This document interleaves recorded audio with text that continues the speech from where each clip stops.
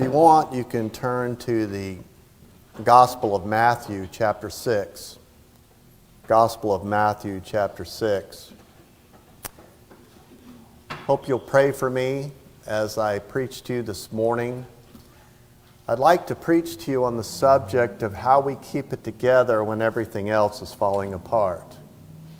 And I'm going to include a few nuggets that I heard from this weekend because I thought they were so good.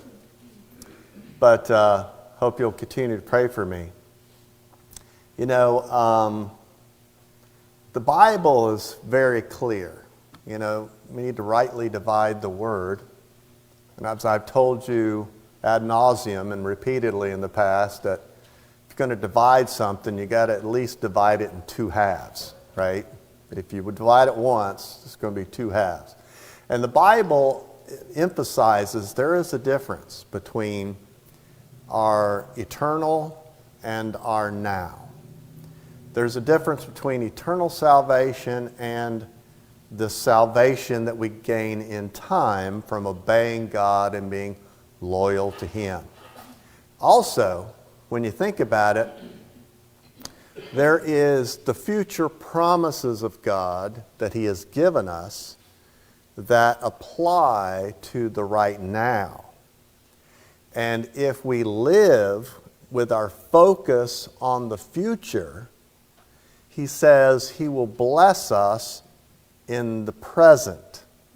So we believe in the not yet so that God will bless us in the right now.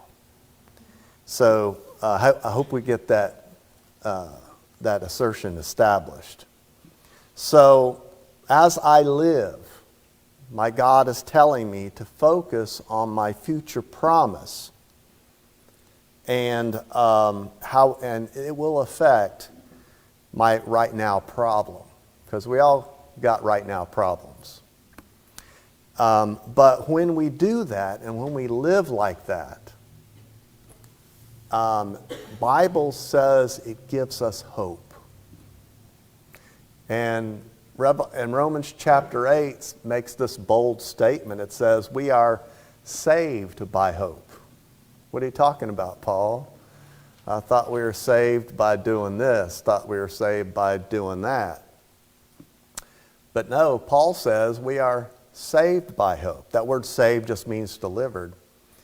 But I believe if we live according to the promises of God, we live for the future, it will bless us in the right now and give us hope for every day that we live. Hope.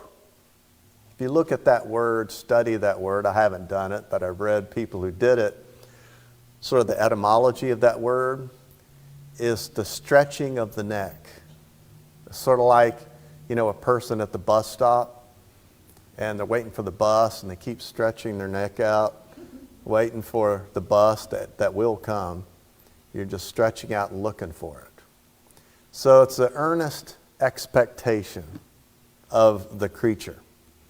First example I'd like to give is found in Genesis chapter 22. In that, Abraham seemingly receives some devastating news. God tells him, not anybody else, God tells him, take thy son, thine only son, Isaac, and he has whom thou lovest, and get thee into the land of Moriah. The word Moriah, if you look it up, means the chosen of Jehovah. And there's election and choosing God's people all over this Bible, isn't it? And he says, offer him for a burnt offering. And I think I've told you I saw some dramatization on TV about this event. And Abraham, after receiving this news on the TV, he starts kicking dust and beating on the ground and yelling and crying and bawling. But that's not what we see in the scriptures. It says specifically that Abraham Remember, he changed his name to Abraham, which means the father of many nations, multitude. It says he rose up early. I'd be sleeping late. I'd be delaying it as soon as possible. But see, Abraham knows something we don't know. We do know it if we read the scriptures, but, I use that for dramatization. He rose up early. And he makes this strange statement. He gets two young men, these two servants, to help him, gather the wood for the burnt offering, victuals, because it's going to take a few days' journey to get to one of these mountains. I wonder which mountain it was. And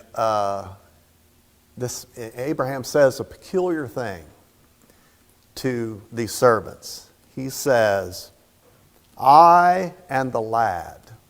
So, how old was Isaac? I don't know. Young man. He says, I and the lad will go yonder. Abraham's a good southerner, just like Paul. Paul says, I reckon, and Abraham says, yonder. So, yonder, I and the lad will go yonder and worship and come again to you. Anybody, you don't have to be an English major to know he's saying, I and the lad will go up worship, and I and the lad will come back. But wait a minute. God says, Abraham, take thy son, thine only son, Isaac, not any other son Isaac, whom thou lovest, and get thee to the land of Moriah, and offer him for a burnt offering. How can Abraham be so calm, confident? We don't see any evidence of stress, no crying, no fretting. Abraham is doing what? Why is he so calm? Why does he rise up early?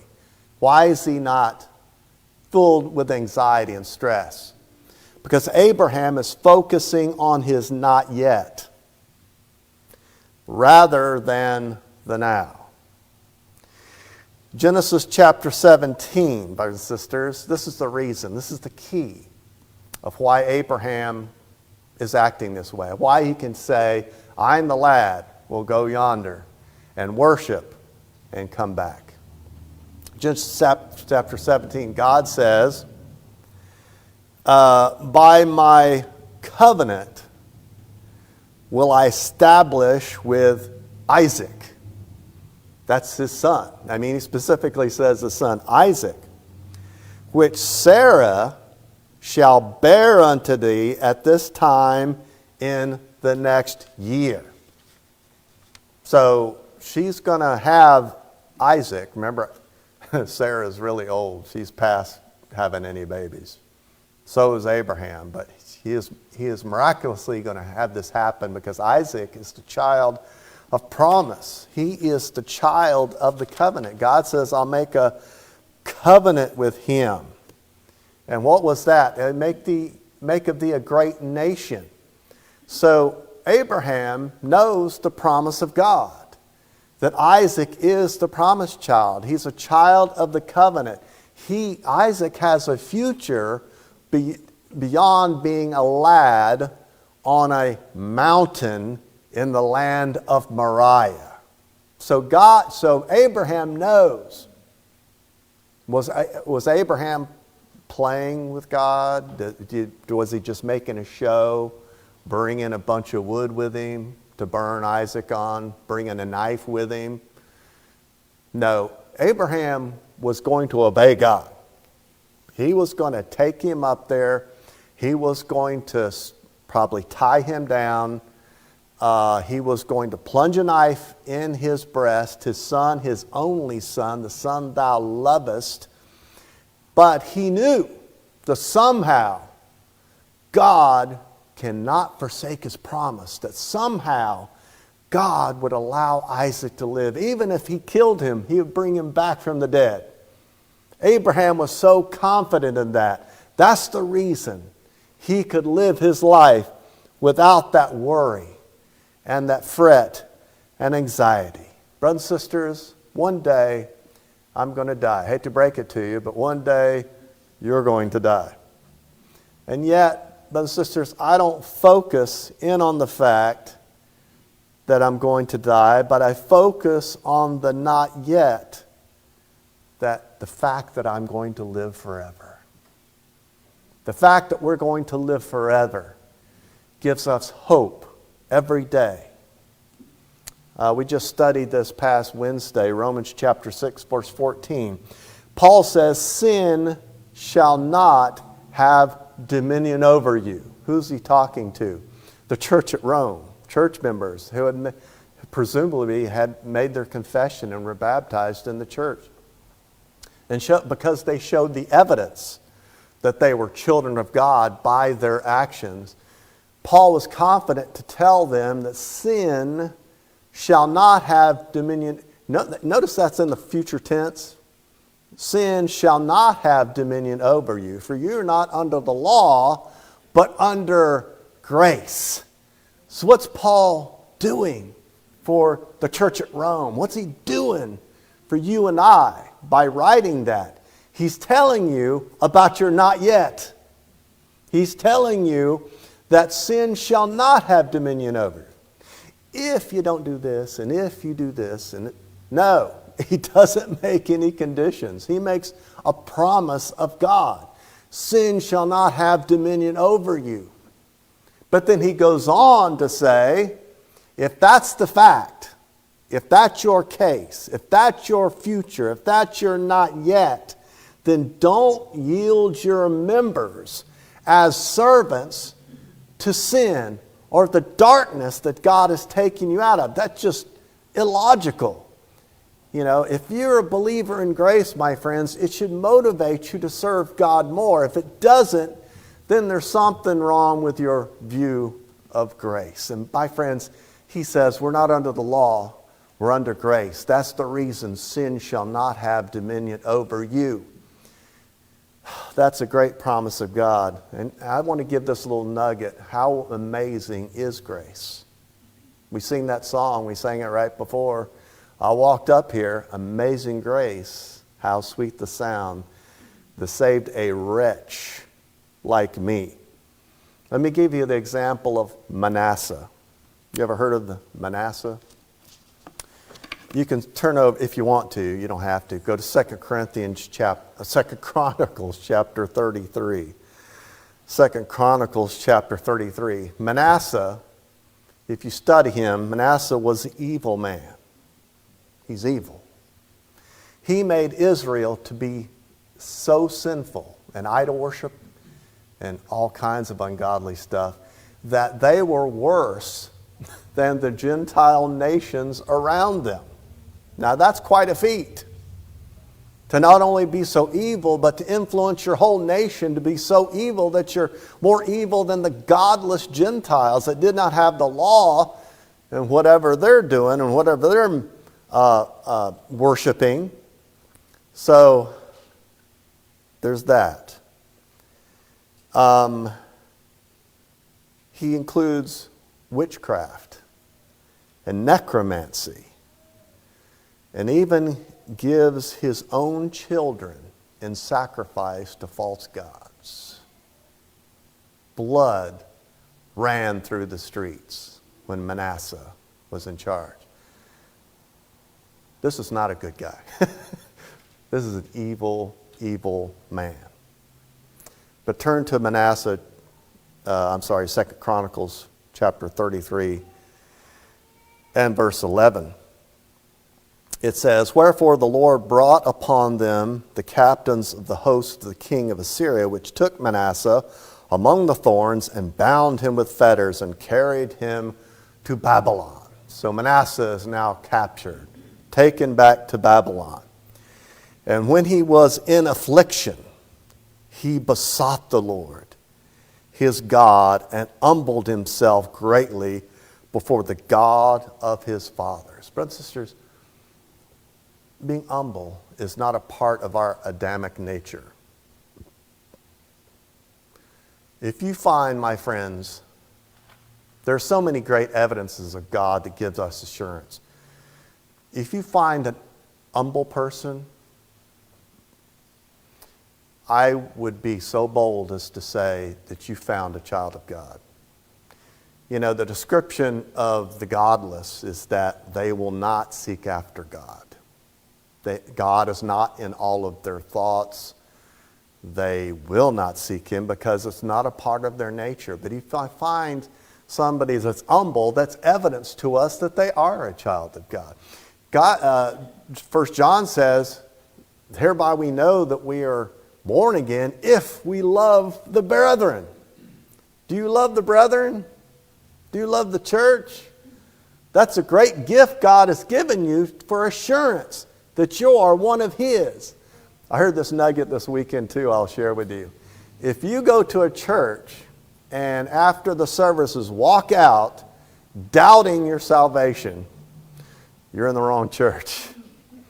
If you go to a church and you walk out assured of your salvation because of what you did and your merit, you're in the wrong church. But if you go to a service and after the service you're assured, even though that you're a worm of the dust and a sinner, worse than all sinners, chief among sinners, but that you are saved by the amazing grace of God, that you have evidence, you love the brethren, you do seek after God. I am one of His. And if I am one of His, I can claim the future promise that sin shall not have dominion over me. Doesn't sound like God's wishy-washy in that, right? He says sin shall not have dominion over you. That, my friends, is amazing grace. Okay. He says, and when he was in affliction, he besought the Lord his God and humbled himself greatly before the God of his fathers and prayed unto him, and he was entreated of him. Remember how God gave assurance to Paul about, how he gave assurance to Ananias about Paul. Paul was one of the great, if not the greatest enemy of the church. He had given letters of authority. He breathed out threatenings and slaughter against the children. If you believed in Jesus, if you were praying to Jesus, He's coming after you. And not in a kind way. Threatenings and slaughter. And God changed him and told the little preacher Ananias, guess who's come to see you? He says, no. Not that guy. Not Saul of Tarsus. And God says, behold, he prayeth. Ananias heard that. He says, that's evidence this is a child of God. Bring him on. And I'll baptize him. And I prayed unto him, and he was entreated of him, and heard his supplication, and brought him again to Jerusalem, into his kingdom. Then Manasseh knew that the Lord, He was God. How amazing is grace. An evil man made his nation more evil than the Gentiles. Witchcraft, necromancy, offered his own children to sacrifice to false gods. Blood ran on the streets. Yet God saved that man. That's amazing grace. That's the grace that we need to think about. Is it a really amazing grace? Brothers and sisters, take your eyes off the problem and now focus on your future. Now, when I say that, when we do that, claim the future promises of God, it doesn't mean that God's going to immediately alleviate your now problems. He may not clear that up. You may have to still deal with the pain and the implications of your right now problem. But what it does do, when we focus on the future not yet, it gives us hope. Hope is a beautiful, beautiful concept. It's a beautiful word. Why is it so beautiful? Because Paul, when he was defending himself, says, I am standing here for the hope of Israel. Who's he talking about? Jesus Christ? Paul was stretching out his neck, looking at the future, waiting for the bus to get there.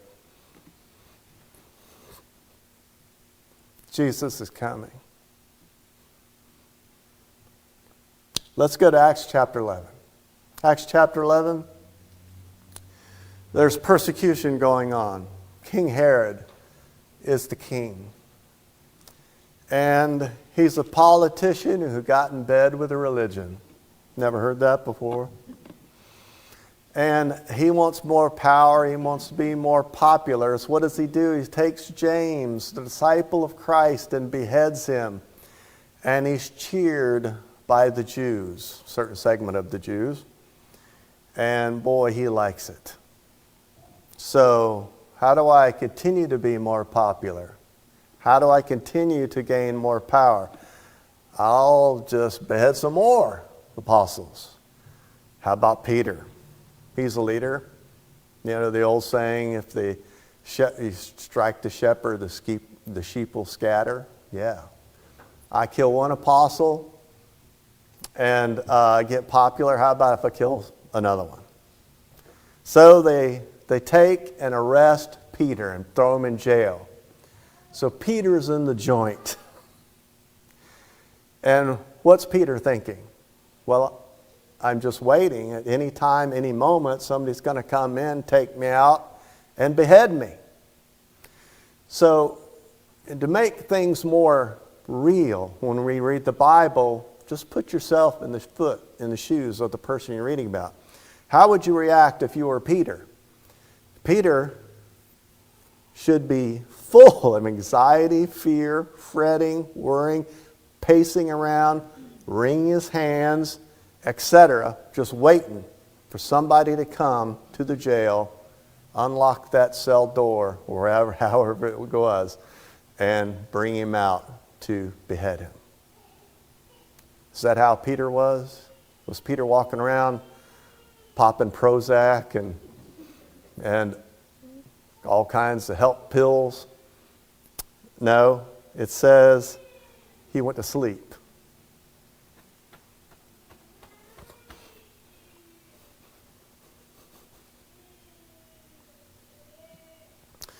Not the kind of sleep I have when I'm full of anxiety. I'll wake up every 2 hours, and sometimes I'll wake up, I'll sleep, and my body will let me sleep till about 4:30 in the morning because my brain starts activating. My brain starts thinking about all the things that give you anxiety, and the adrenaline wakes you up and you can't go back to sleep. I've done that plenty of times. Gave up, got dressed, and went to work. But God intervened in my life, and even with this situation I'm dealing with, I sleep better than I've ever slept.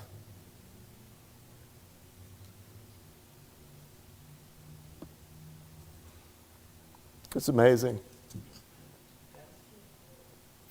Now think about Peter. He's not losing a job.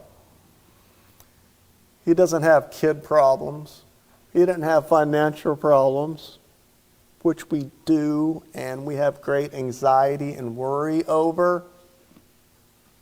That's not unusual.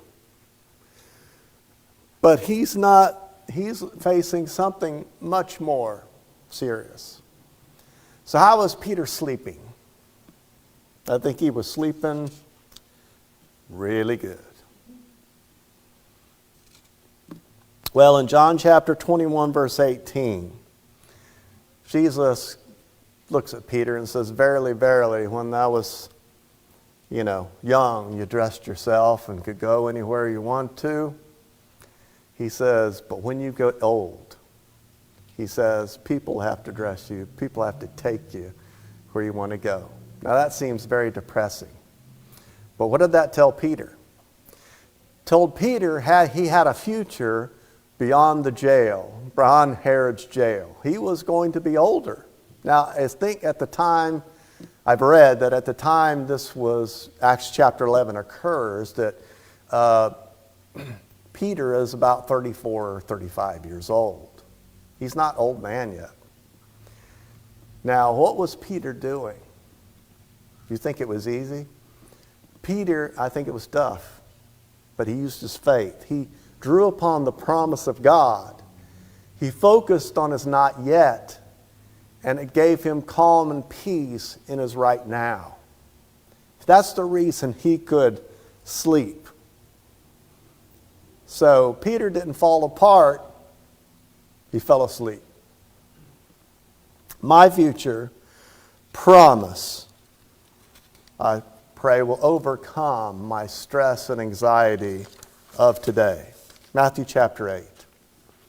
Matthew chapter 8, we read that Jesus says, let's get out of here. There's a great multitude. No, Jesus, go to the big crowds. That's what you want. No, because of the big crowd and the attitude of it, he says, let's go. And what does Jesus say to his disciples? Let us depart from here and go over to the other side. You know, get in the ship, get in the water, go over to the other side. Now that's the promise of Jesus Christ. What happened once Jesus got on the ship? It says the disciples followed him. There was a great tempest, so much as the ship was covered with waves. Just picture that. How great a storm that was. And waves were covering the ship. And what did they do? The people on the ship, disciples, ran to Jesus Christ and said, save us or we perish. Once again, they're not asking for eternal salvation. They're asking for now salvation, a deliverance from the present storm. And how did Jesus respond? Jesus says, why are you so fearful? And why do you have little faith?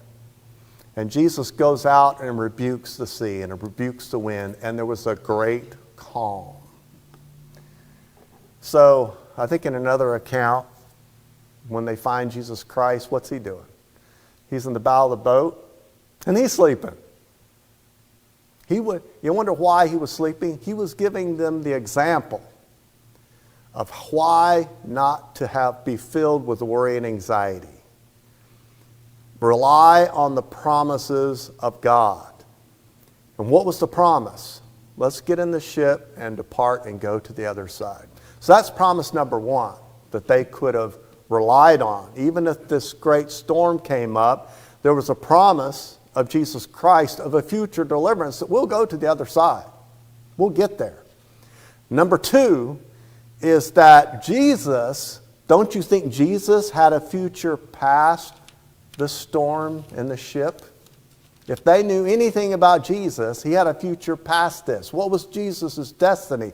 To come and suffer and die and shed his blood for his children that he loved. He would see of the pain that he would have to endure. He would see past that and was be satisfied.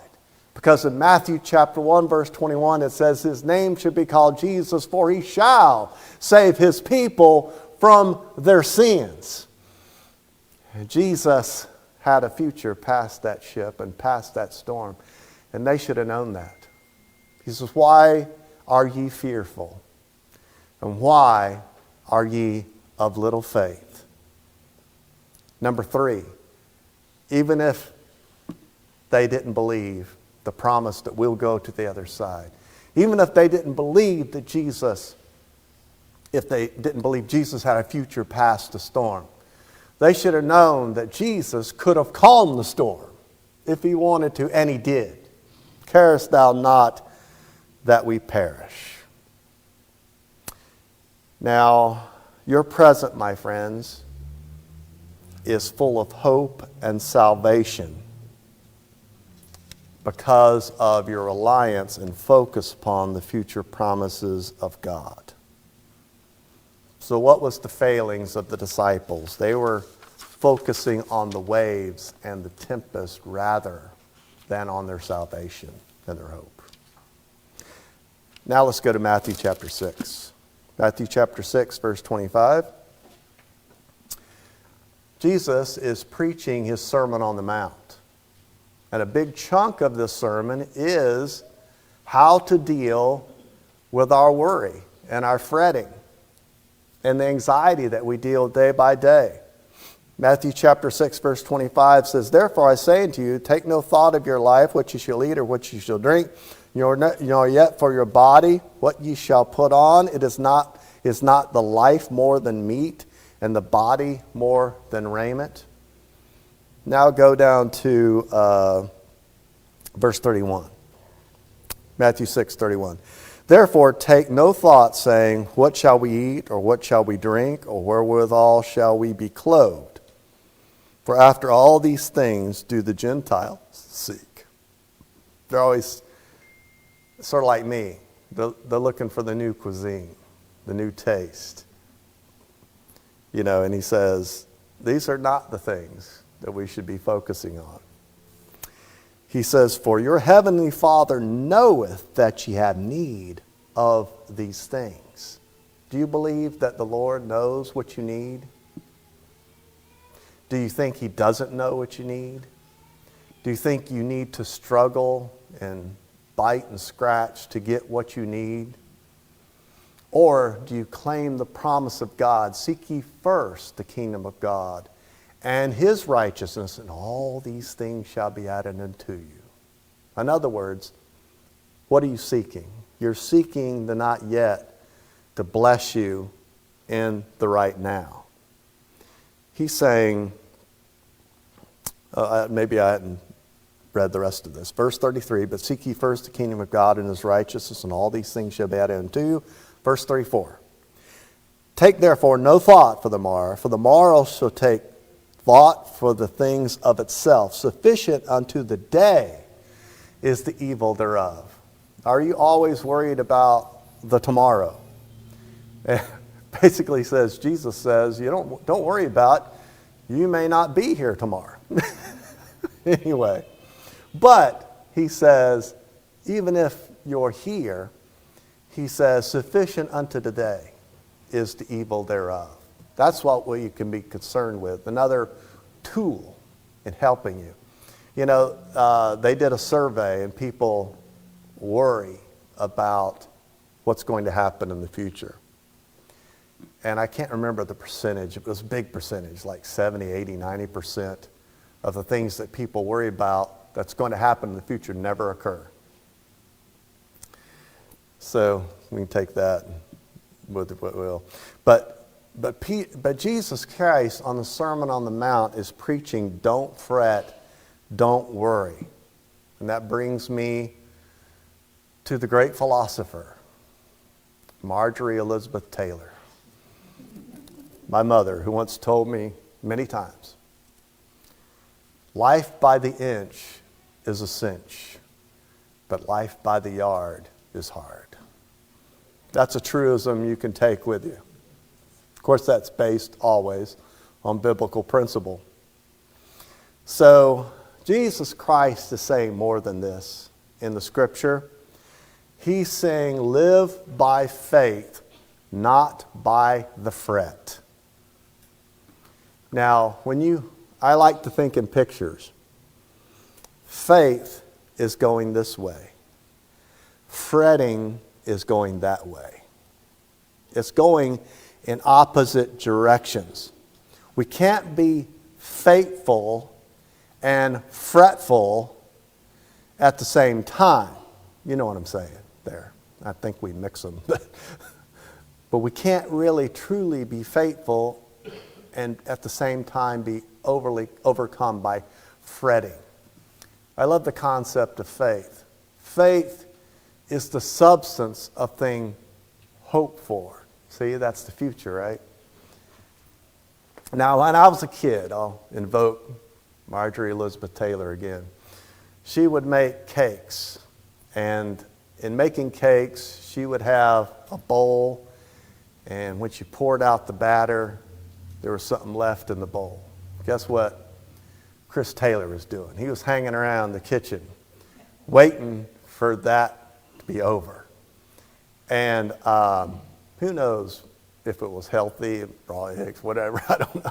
But I would dig into that bowl, and I would slide my finger around the edge, and it would just build up until I got a big glob on my finger. And just taste that. And just keep doing that until that bowl was clean. I can remember doing that many times. But my friends, the best was yet to come.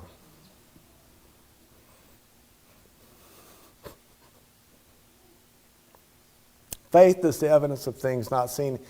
It's the evidence, it's the substance of things hoped for. It's the substance. You know, faith right now, brothers and sisters, helps us in our present, and faith helps us in our future, because faith is all about the future. Faith is believing the promises of God and living on those not yet promises of God so that we live by faith here in this life. I end with this morning. It's about time to quit. Revelation chapter 7. The Apostle John is writing to the 7 churches in Asia. Interesting study. But what was common among those churches was great persecution. And you can imagine what kind of worrying and fretting that took up. Am I going to be tortured? Am I going to be imprisoned? I'm going to be excluded from going to the market unless I burn incense to this image of Caesar. How am I going to survive? What are we going to eat tomorrow? Things like this. And how did the Apostle John alleviate the fears of the members of the churches, of the 7 churches of Asia? Just read Revelations. We did a study of Revelations. It was a great prophet, I thought. What did John keep doing? He kept opening the curtains of heaven and allowing us to see inside the glorious things that are happening. It's the redemption story. It's the salvation story. It's the worship story. And he would just change the scenes. Here's a scene. Here's another one. Here's another one. He would repeat the same visions over and over and over, giving comfort to those 7 churches of Asia. That you're going through hard times, but think about the end when Jesus Christ comes to claim his own. I claim the promise this morning that Jesus gives us. Cast all your care on him, for he careth for you. Isaac.